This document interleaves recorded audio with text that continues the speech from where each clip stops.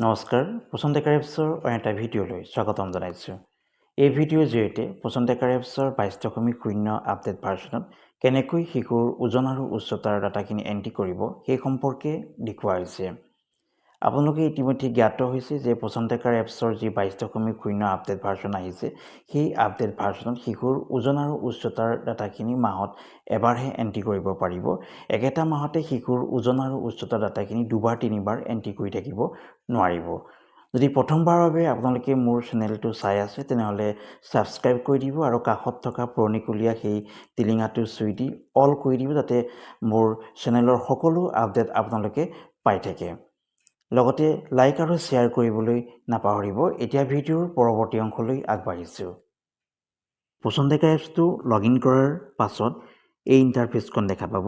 এই ইণ্টাৰফেচৰ এই বেনিফিচিয়াৰীত আপোনালোকে চুই দিব। বেনিফিচিয়াৰীত চুই দিয়াৰ পিছত এই ইণ্টাৰফেচখন দেখা পাব।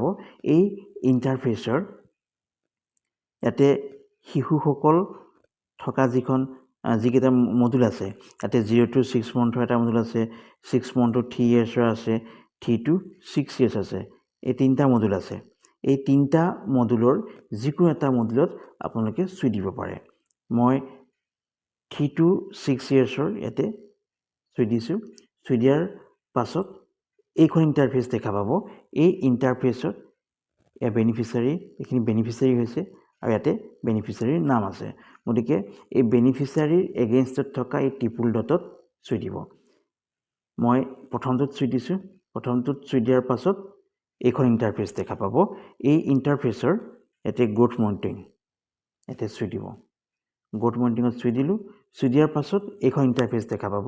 এই ইণ্টাৰফেচত নৱেম্বৰ মাহৰ শিশুটোৰ ওজন আৰু উচ্চতা কিমান আছিলে সেয়া দেখা পাইছে।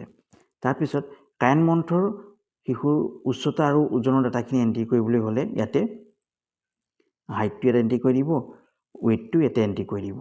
এণ্ট্ৰি কৰি দিয়াৰ পাছত প্ৰচিড কৰিব। প্ৰচিড কৰাৰ পাছত এইখন ইণ্টাৰফেচ দেখা পাবলৈ এই ইণ্টাৰফেচৰ ইয়াতে বেনিফিচিয়াৰী নামটো থাকিব। নামটোৰ তলত ইয়াতে হাইট আৰু ৱেইট কিমান আছিলে সেয়া দেখা পাইছে। তাৰপিছত ইয়াতে লিখা আছে যে by clicking the submit button, I confirm that the height and weight measurements entered are correct. মানে যিখিনি শিশুৰ ওজন আৰু উচ্চতাৰ ডাটাখিনি আপোনালোকে এণ্ট্ৰি কৰিলে সেইখিনি আপোনালোকে কাৰেক্ট বুলি ভাবি ইয়াতে ছাবমিট কৰি দিব লাগিব। ইয়াতে ছাবমিট কৰি দিলে, ছাবমিট কৰি দিয়াৰ পাছত এই ইণ্টাৰফেচখন দেখা পালে। এই ইণ্টাৰফেচৰ ইয়াতে লিখা আছে hurray you have successfully completed your task, মানে আপুনি সফলতাৰে আপোনাৰ কামটো কৰিলে বুলি কৈছে। তাৰপিছত কণ্টিনিউ কৰি দিব। কণ্টিনিউ কৰি দিলে এইখন ইণ্টাৰফেচ দেখা পাব। যিখন ইণ্টাৰফেচ আপোনালোকে বেনিফিচিয়াৰীৰ কেটেগৰী ৱাইজ এনেকৈ চুই দিয়াৰ পিছত দেখা পাইছিলে। মই 3 to 6 yearsৰ বেনিফিচিয়াৰী এই মডুলত চুই দিছিলোঁ, গতিকে এই ইণ্টাৰফেচখন আপোনালোকে দেখা পাব।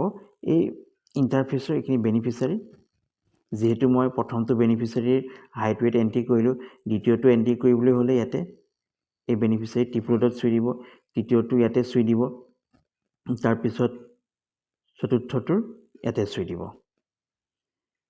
গতিকে ইয়াত প্ৰথমটোত যে চুই দিলে, চুই দিয়াৰ পাছত এইখন ইণ্টাৰফেচ দেখা পাব। এই ইণ্টাৰফেচৰ ইয়াতে গ্ৰ'থ মনিটৰিঙত চুই দিলে। গ্ৰ'থ মনিটৰিঙত চুই দিয়াৰ পাছত এই ইণ্টাৰফেচখন দেখা পাব। এই ইণ্টাৰফেচত কাৰেণ্ট মন্থৰ যিখিনি ডাটা সেইখিনি আপোনালোকে ইয়াতে পাইছে। তাৰপিছত ইয়াতে লিখা আছে যে beneficiary growth monitoring is completed for the month, অৰ্থাৎ ডিচেম্বৰ মাহৰ কাৰণে শিশুটোৰ ডাটা এণ্ট্ৰি কৰা সম্পূৰ্ণ হ'ল। আপোনালোকে পুনৰ ডিচেম্বৰ 10 তাৰিখে ইয়াতে শিশুৰ হাইট ৱেইটৰ ডাটাখিনি এণ্ট্ৰি কৰিব নোৱাৰিব, কাৰণ পোষণ ডেকাৰ এপছৰ যি 22.0 আপডেট ভাৰ্চন আহিছে, সেই আপডেট ভাৰ্চনত এটা কথা উল্লেখ কৰিছে যে শিশুৰ ওজন আৰু উচ্চতাৰ ডাটা, মানে গ্ৰ'থ মনিটৰিঙৰ ডাটাখিনি মাহত এবাৰহে এণ্ট্ৰি কৰিব পাৰিব, দুবাৰ তিনিবাৰ এণ্ট্ৰি কৰিব নোৱাৰিব। গতিকে এই ভিডিঅ'টো চাই পোষণ ডেকাৰ এপছৰ 22.0 আপডেট ভাৰ্চন অনুসৰি গ্ৰ'থ মনিটৰিঙৰ ডাটাখিনি কেনেকৈ পোষণ ডেকাৰ এপছত এণ্ট্ৰি কৰিব লাগে সেয়া আপোনালোকে শিকিলে। ধন্যবাদ।